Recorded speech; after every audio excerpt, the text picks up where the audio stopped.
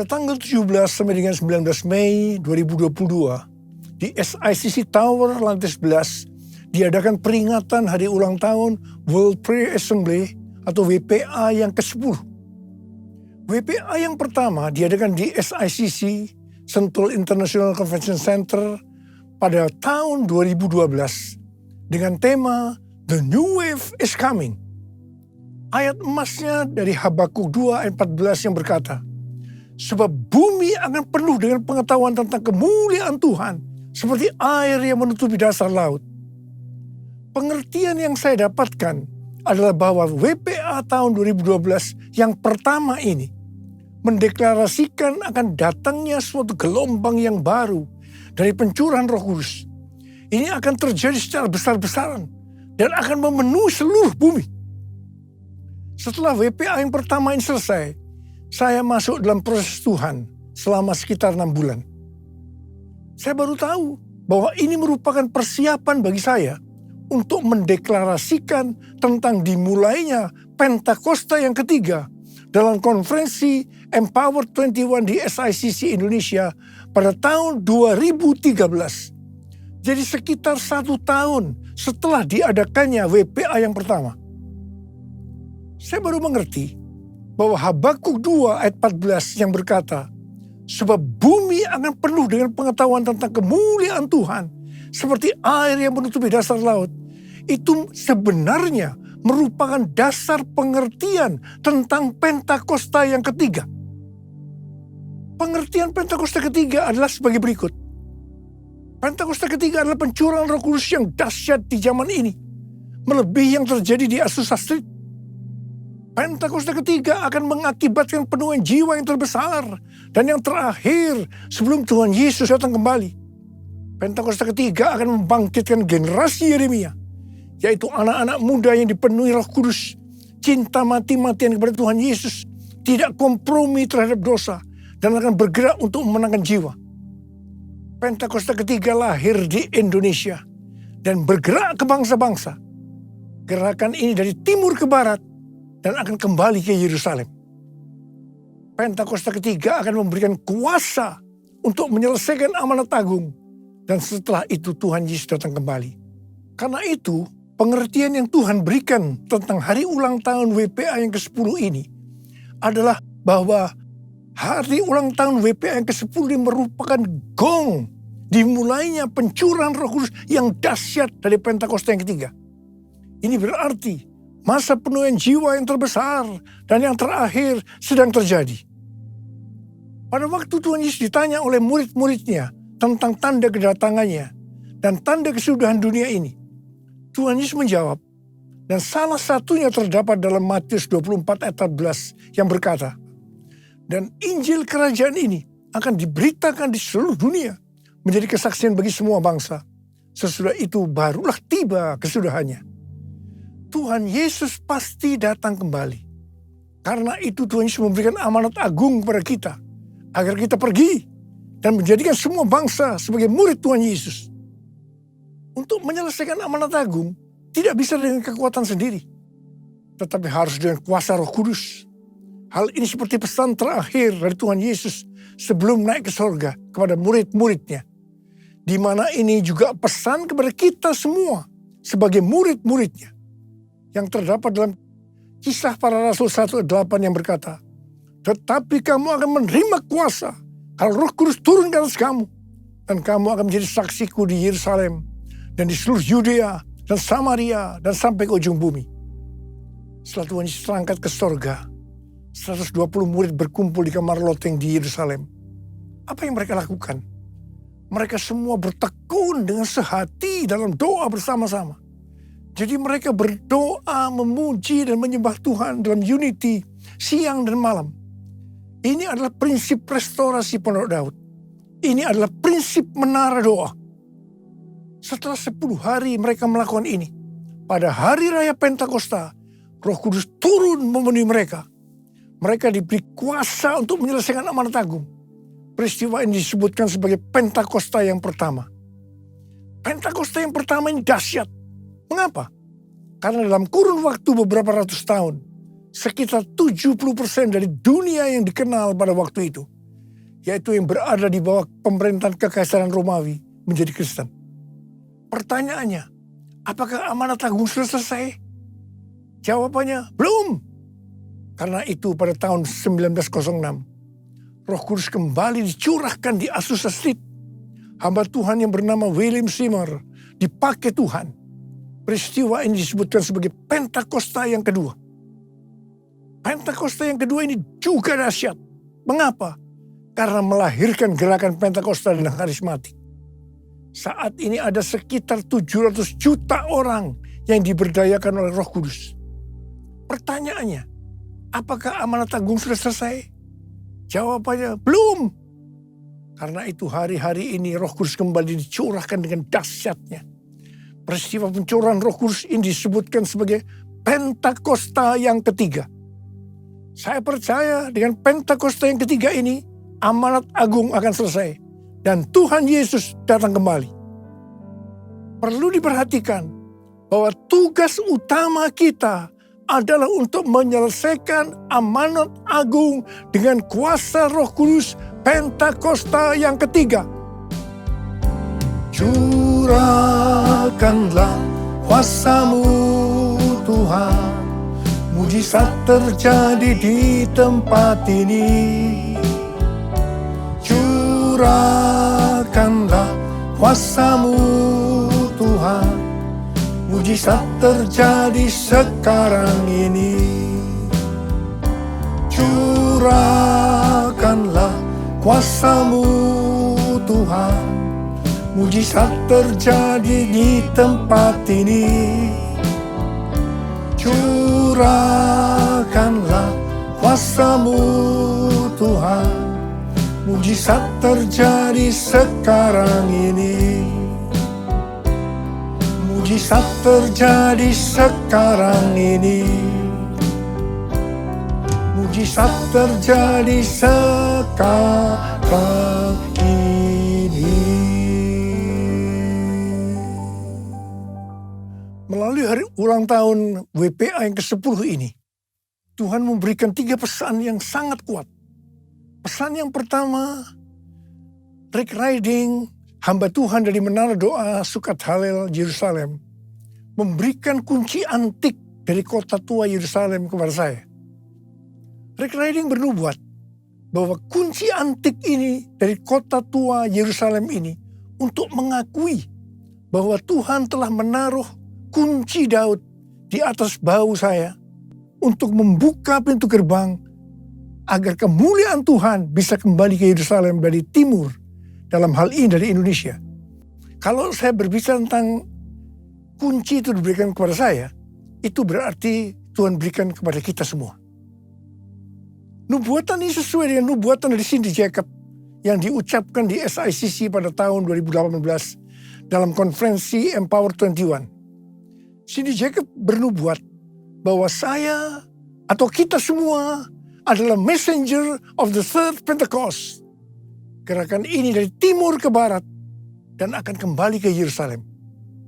Saya percaya hari-hari ini gerakan dari Pentakosta ketiga sedang bergerak dari timur ke barat dan akan kembali ke Yerusalem. Haleluya!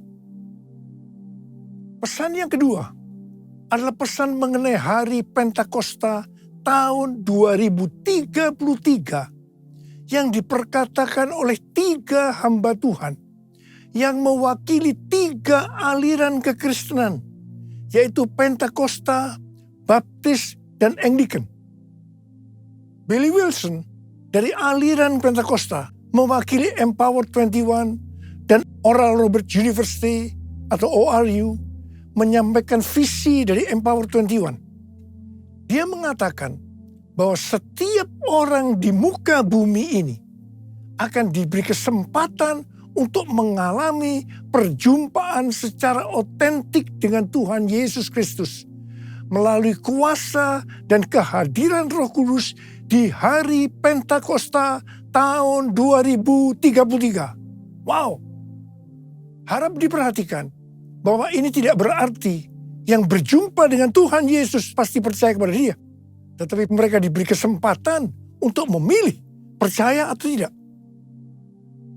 Yang kedua, Rick Warren, seorang pendeta senior dari Saddleback, California Selatan, dari denominasi Southern Baptist Convention, juga berbicara tentang Pentakosta tahun 2033. Dia berkata tahun 2033 adalah sebagai goal, tujuan, target untuk menyelesaikan amanat agung. Mengapa tahun 2033? Penjelasannya sebagai berikut. Sekarang kita berada di tahun 2022 Masehi atau Anno Domini yang disingkat AD atau AD, yang berarti 2022 tahun sejak kelahiran Tuhan Yesus Kristus. Jika Tuhan Yesus lahir pada tahun 0 Masehi atau 0 AD, maka berarti dia mati di kayu salib pada tahun 33 Masehi atau 33 AD. Karena Tuhan Yesus mati pada usia 33 tahun. Tuhan Yesus memulai pelayanannya pada usia 30 tahun dan lama pelayanannya selama 3,5 tahun.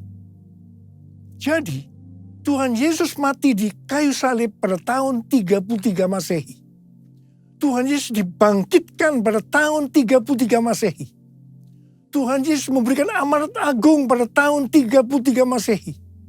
Tuhan Yesus mengutus Roh Kudus yang berarti dimulainya gereja pada tahun 33 Masehi.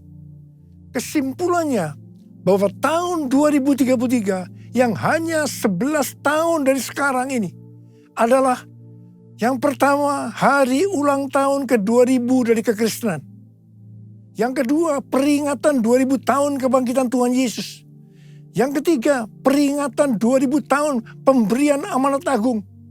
Dan yang keempat, peringatan 2000 tahun kelahiran gereja. Hamba Tuhan yang ketiga, yaitu Nicky Gamble, seorang pendeta dari gereja Anglican dan juga sebagai founder Alpha Course, berkata bahwa tahun 2033 menjadi tahun yang unik bagi orang Kristen. Tahun ini menjadi tonggak yang penting bagi kegerakan-kegerakan yang ada. Tahun 2033 adalah hari ulang tahun ke-2000 kebangkitan Kristus. Roh Kudus memimpin untuk memastikan setiap orang di muka bumi berkesempatan mendengarkan Injil. Ketika saya mendengar pesan Tuhan melalui 3 hamba Tuhan yang mewakili 3 aliran kekristenan, yaitu Pentakosta, Baptis, dan Anglican, terus terang saya tersentak. Sebenarnya saya sudah mendengar tentang pesan ini sejak tahun 2010, yaitu melalui Empower 21, karena saya adalah co-chair dari Empower 21 Asia bersama Pastor Lawrence Kong dari Singapura. Terus terang ketika saya mendengarkan untuk pertama kali, saya meresponi hal ini biasa-biasa saja. Karena saya belum mendapatkan pengertiannya. Tetapi ketika saya mendengar pesan ini di hari ulang tahun WPA yang ke-10, melalui 3 hamba Tuhan ini, saya seperti mendapatkan sesuatu pengertian. Sehingga sekarang saya berkata, yes, I got it. Saya langsung diingatkan oleh Tuhan sebuah ayat. Ketika Tuhan Yesus ditanya oleh murid-muridnya, apa tanda kedatanganmu? Dan yang kedua kali, dan tanda kesudahan dunia ini, Tuhan Yesus menjawab, yang salah satunya dari Matius 24 ayat 14 yang berkata, dan Injil kerajaan ini akan diberitakan di seluruh dunia, menjadi kesaksian bagi semua bangsa. Sesudah itu barulah tiba kesudahannya. Ini dapat diartikan bahwa setelah amanat agung selesai, maka baru tiba kesudahannya. Harap diperhatikan bahwa ayat ini tidak berbicara pada saat amanat agung selesai, Tuhan Yesus langsung datang di saat yang bersamaan. Tetapi yang dimaksudkan adalah bahwa Tuhan Yesus akan datang kembali. Apakah itu 1 hari, 1 minggu, 1 bulan, 1 tahun, atau beberapa tahun setelah amanat agung selesai? Hanya Bapa yang tahu. Katakan amin. Yang pasti, Pentakosta tahun 2033 yang berarti 11 tahun lagi, Ini merupakan pemicu supaya kita lebih sungguh-sungguh, lebih serius untuk melakukan tugas utama kita, yaitu untuk menyelesaikan amanat agung. Yang saya rasakan bahwa hari-hari ini hati saya lebih berkobar-kobar untuk menyelesaikan amanat agung. Saya berdoa agar kita semua yang sudah mendengarkan pesan ini akan berkata, "Yes, I got it. Jesus, I believe in you. Jesus, I belong to you. You're the reason that I live, the reason that I sing. Jesus, I believe in you. Jesus, I belong to you.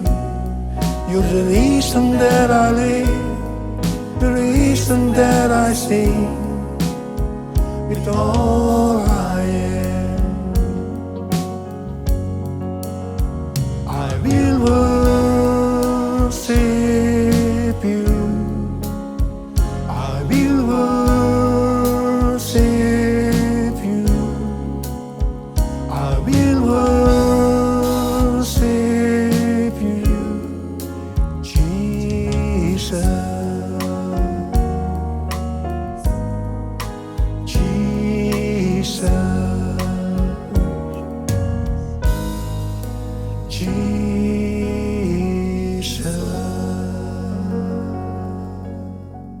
Pesan yang ketiga, yaitu tentang penanaman gereja baru. Akhir-akhir ini, pesan untuk menanam gereja baru sangat kuat. Bukan hanya di Gereja Betel Indonesia, melalui ketua umumnya Pendeta Ruben Adi Abraham, tetapi juga di Church of God. Saya ingat sekitar 30 tahun yang lalu, awal gereja kita GBI Gatsu, Tuhan menyuruh menanam gereja baru. Setelah saya membaca buku Peter Wagner yang berjudul Penanaman Gereja untuk Tuain yang Lebih Besar, penuntun komprehensif. Di situ dikatakan bahwa penginjilan paling efektif adalah dengan cara membuka gereja baru. Saya bertanya kepada Tuhan, bagaimana caranya Tuhan? Tuhan memberikan tuntunan agar dalam membuka gereja baru itu, kelompok intinya dari cell group yang saat itu bernama Family Altar. Jadi 5 Family Altar menjadi satu gereja baru. 7 Family Altar menjadi satu gereja baru. 10 Family Altar menjadi satu gereja baru. Dan seterusnya. Apa yang terjadi? Dalam kurun waktu sekitar 1,5 tahun, kita menanam lebih dari 200 gereja baru. Ternyata setelah itu, banyak dari gereja-gereja lain juga mengikuti menanam gereja baru. Terjadi persaingan yang sehat maupun tidak sehat dalam menanam gereja baru. Singkat cerita, lama-kelamaan visi membuka gereja baru makin lama makin kabur. Dan banyak cara-cara yang dipakai sudah tidak sesuai lagi dengan firman Tuhan. Akhirnya, melalui pandemi, penanaman gereja baru dengan cara-cara seperti itu dihentikan oleh Tuhan. Setelah 2 tahun pandemi, COVID-19 terjadi. Tiba-tiba Tuhan berbicara lagi agar menanam gereja baru. Dan goalnya adalah menjadikan mereka sebagai murid Tuhan Yesus. Jadi kalau dulu yang dipikirkan hanya jumlah jemaat yang ikut ibadah hari Minggu saja, tanpa memperhatikan kualitas kehidupan sebagai orang-orang Kristen. Sekarang justru Tuhan menekankan tentang pemuritan untuk menyelesaikan amanat agung melalui penanaman gereja baru. Saya mengajak saudara untuk melakukan perintah Tuhan ini, yaitu menanam gereja baru dengan goal menjadikan mereka sebagai murid Tuhan Yesus. Kita harus menyelesaikan amanat agung Tuhan Yesus, dan setelah itu Tuhan Yesus datang kembali. Maranatha. Kita sudah mendengar pesan Tuhan yang Tuhan sampaikan kepada kita. Saya mau berdoa buat saudara agar Tuhan mengurapi kita semua. Dan pengurapan itu akan mengajar kepada kita apa yang harus kita lakukan. Kita akan mengerti. Karena itu mari angkat tangan kita. Katakan bersama-sama. Yesus, Yesus, kau berarti bagiku.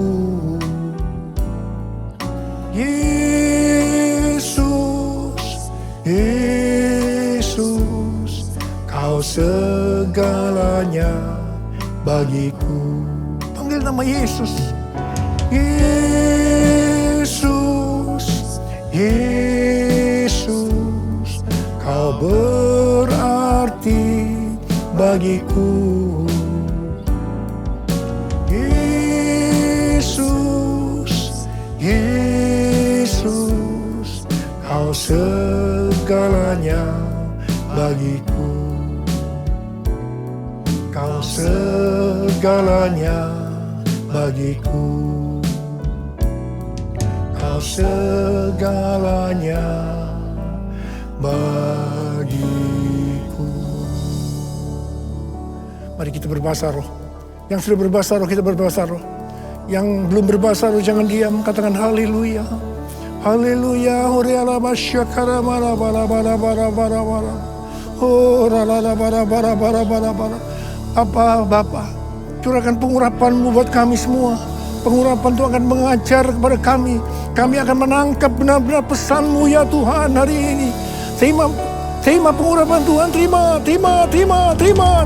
Kami terima pengurapan-Mu Tuhan. Kami terima pengurapan-Mu. Kami terima pengurapan-Mu ya Tuhan. Kami terima. Oh rala bara bara bara bara bara bara bara bara bara bara. Oh Tuhan terima kasih. Tuhan terima kasih. Tuhan terima kasih. Tuhan terima kasih. Terima kasih dalam nama Yesus. Dalam nama Yesus. Amin. Mari saudara, kita akan masuk dalam perjamuan kudus.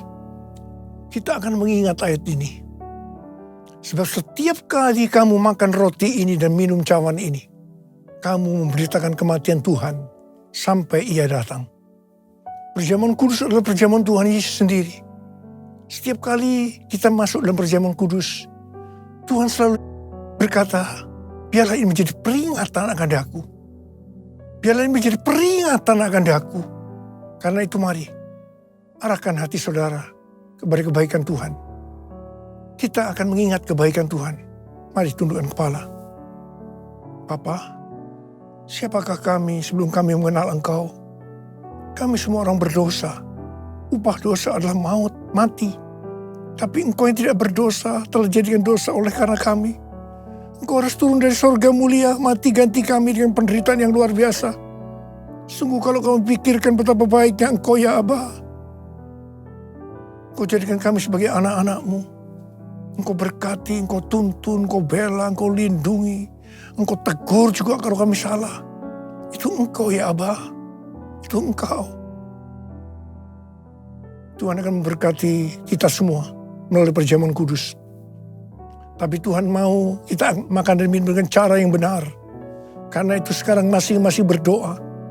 Introspeksi, lihat keadaan diri masing-masing. Jangan menyimpan dosa. Kalau saat ini ada dosa yang Tuhan ingatkan, langsung minta ampun. Ampuni kami Tuhan, ampuni Tuhan kami. Apa? Kau melihat anak-anak-Mu yang sedang menyelesaikan segala sesuatu dengan Engkau saat ini. Kau rindu untuk memberkati kami. Bapa, layakkan kami untuk masuk dalam perjamuan kudus-Mu. Kami akan masuk dalam perjamuan kudus dengan hati yang penuh ucapan syukur. Dalam nama Yesus. Amin. Sekarang, mari kita angkat roti di tangan kanan kita tinggi-tinggi.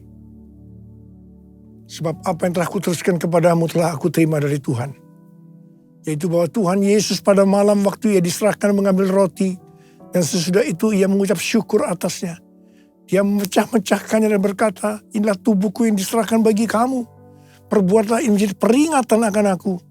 Sudah dikasih Tuhan, bukankah roti yang kita pecah-pecahkan ini adalah persekutuan kita dengan tubuh Kristus? Mari kita makan dalam nama Yesus.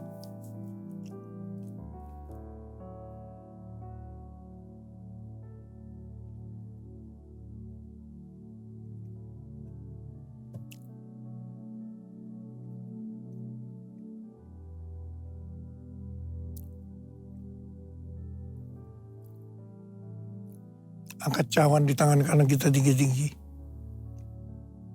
Demikian juga ia mengambil cawan sudah makan lalu berkata, cawan ini adalah perjanjian baru yang dimeteraikan oleh darahku. Perbuatlah ini setiap kali kamu meminumnya menjadi peringatan akan aku. So ini guys, Tuhan bukan cawan pengucapan syukur. Yang atasnya kita ucapkan syukur adalah persekutuan kita dengan darah Yesus. Mari kita minum dalam nama Yesus.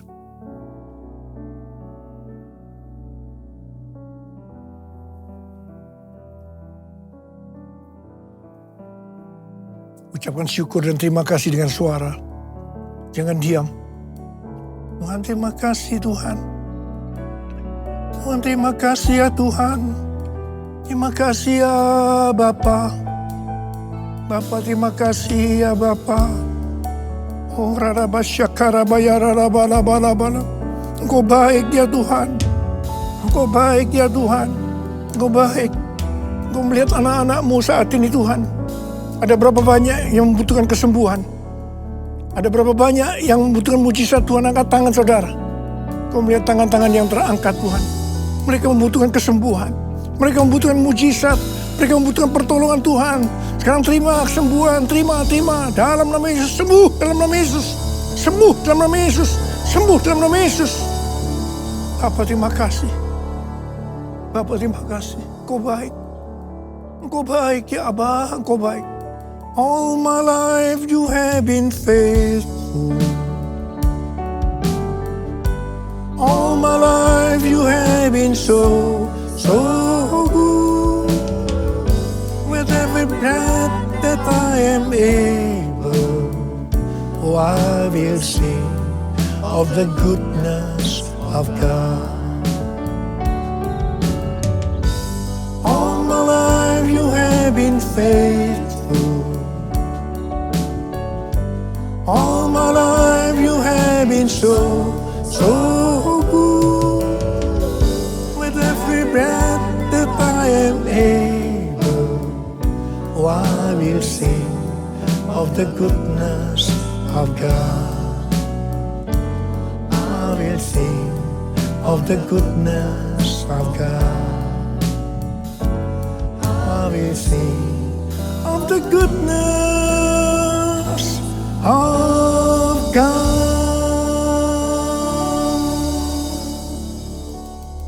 Sekarang terimalah berkat Tuhan. Kasih karunia yang berlimpah-limpah daripada Allah Bapa dalam Anak yang tunggal Yesus Kristus. Persekutuan yang manis dengan Roh Kudus menyertai saudara sekalian mulai hari ini. Sampai Tuhan Yesus datang menjemput kita di awan-awan dan bahkan sampai selama-lamanya. Yang percaya bersama-sama katakan, Amin.